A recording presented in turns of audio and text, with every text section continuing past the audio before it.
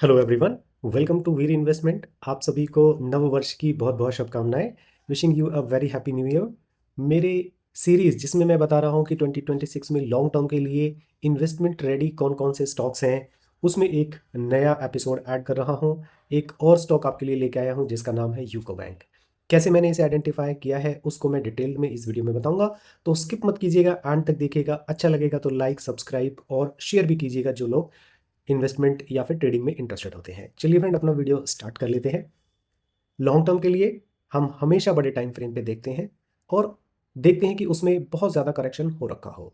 ये स्टॉक ने अपना ऑल टाइम हाई 2010, जो कि बहुत ज़्यादा बड़ा मतलब बैक का टाइम है, तो उसको शायद आप कंसिडर करें या ना करें, उससे कोई ज़्यादा फर्क नहीं पड़ेगा।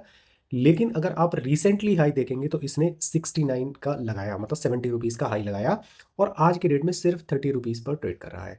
तो इतना ज़्यादा करेक्शन हुआ है इसमें। तो नीचे क्या किसी बड़े टाइम फ्रेम की सपोर्ट है, वो सब चेक कर लेंगे। कंफर्मेशन का मीनिंग है कि क्या रिएक्शन हो चुके हैं, बायर्स एक्टिव हो गए हैं, वो भी इसमें चेक करेंगे। तो वन बाय वन अपने स्मार्ट मनी और डिमांड एंड सप्लाई थ्योरी के जो कॉन्सेप्ट है उनको अप्लाई करके देखेंगे कि क्या इसमें पॉजिटिविटी आ रही है, और ये लॉन्ग टर्म के लिए क्या, कैसे मैंने आइडेंटिफाई किया है और ये रेडी हो गया है। तो चलिए फ्रेंड, स्टार्ट कर लेते हैं। देखिए, अगर आप देखेंगे ये जो कोविड का टाइम था, इसके बाद में इसमें बहुत अच्छी मूव हुई। ये नीचे 13 रुपीज़ तक गया और वहीं से ही ये गया ऊपर तक, जहां पर 70 रुपीज़ का इसने हाई लगाया। तो ये तो हो गया इसका बिल्कुल बॉटम, जिसको हम लोग ओरिजिन भी कहते हैं। लेकिन ऊपर देखेंगे कि मैंने एक बड़ा सा ईयरली का सेलिंग जोन का एक ब्लॉक बनाया हुआ है। वहां से वहां पर ये टच हुआ और ये नीचे आ गया, लेकिन ना ये अभी प्रॉपर तरीके से टच नहीं हुआ था। हो सकता है उसमें प्रॉफिट बुकिंग हुई हो, रीजन चाहे कुछ भी रहे हो। एक्चुअल में जो मेरा एरिया था वो यहाँ से स्टार्ट होता। लेकिन अब मैं इसको छोटे टाइम फ्रेम पे अगर आके देखता हूँ, जैसे कि मैं देखता हूँ 6 मंथ पे, तो 6 मंथ पे अगर देखेंगे ना, तो ये इसकी जो विक है ना वो यहाँ तक आ रही है, इवन उसको भी टच नहीं किया है। लेकिन फिर भी रिएक्शन हो गया है। हो सकता है और छोटे टाइम फ्रेम पे किसी सेलिंग जोन के इस ब्लॉक को टच कर लिया हो। लेकिन अच्छी बात हमारे लिए क्या है, जो पॉजिटिविटी की बात है, कि यहाँ पर एक अ, बड़े टाइम फ्रेम यानी कि 6 महीने का एक ऑर्डर ब्लॉक बना हुआ है, जिसको मैंने मार्क कर दिया है। जो नीचे का है ये तो है ओरिजिन। किसी भी कंडीशन में अगर ये इसका प्राइस 15 रुपीज़ से आ जाता है, तो हम लोग मतलब ज़्यादा क्वांटिटी को यहाँ पर ले सकते हैं।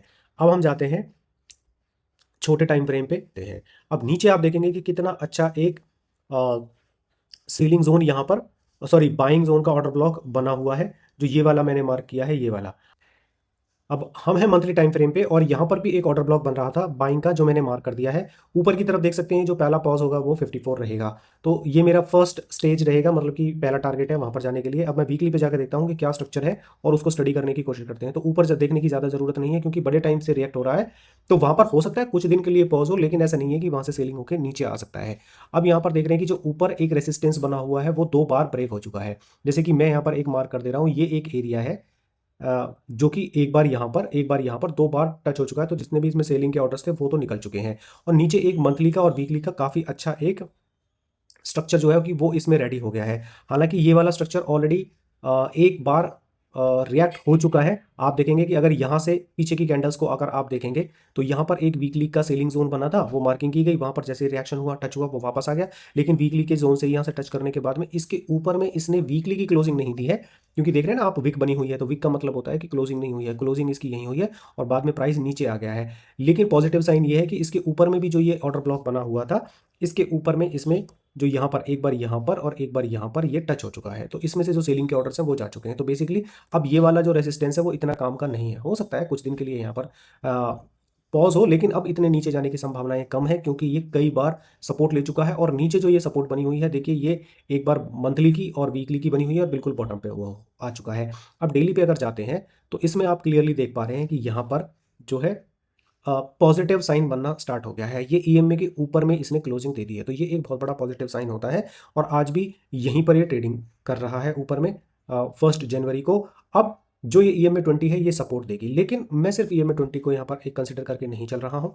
मैंने इसमें ऑलरेडी अपनी एंट्री ले ली है, और मैं इसमें स्टॉप लॉस रखूंगा जो प्रीवियस यहाँ पर एक लो बना हुआ है इसके नीचे। तो मैं यहाँ पर एक मार्किंग करता हूँ अपनी, जो ये है, ये एरिया है करीब करीब में यहाँ पर। ये एक मेरा स्टॉप लॉस हो सकता है अगर मैं शॉर्ट टर्म के लिए यहाँ पर ले रहा हूँ। और जो मेरा पहला पड़ाव होगा शॉर्ट टर्म की अभी मैं बात कर रहा हूँ, वो मेरा पहला पड़ाव होगा यहाँ पर जाकर मैं देखूंगा कि रिएक्शन कैसा है, नीचे की कैंडल्स कैसी हैं। जैसे कि एक महाबैंक मैं आपको दिखाना चाहूँगा आगे बढ़ने से पहले।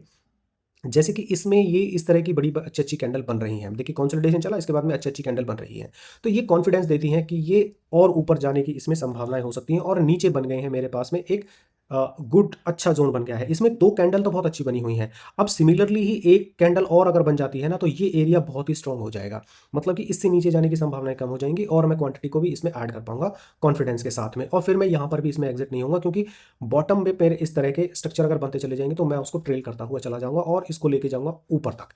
तो हम लोग बड़े टाइम फ्रेम की बात कर रहे हैं, लॉन्ग टर्म की बात कर रहे हैं, तो बेसिकली आपको ट्रेल करते जाना है।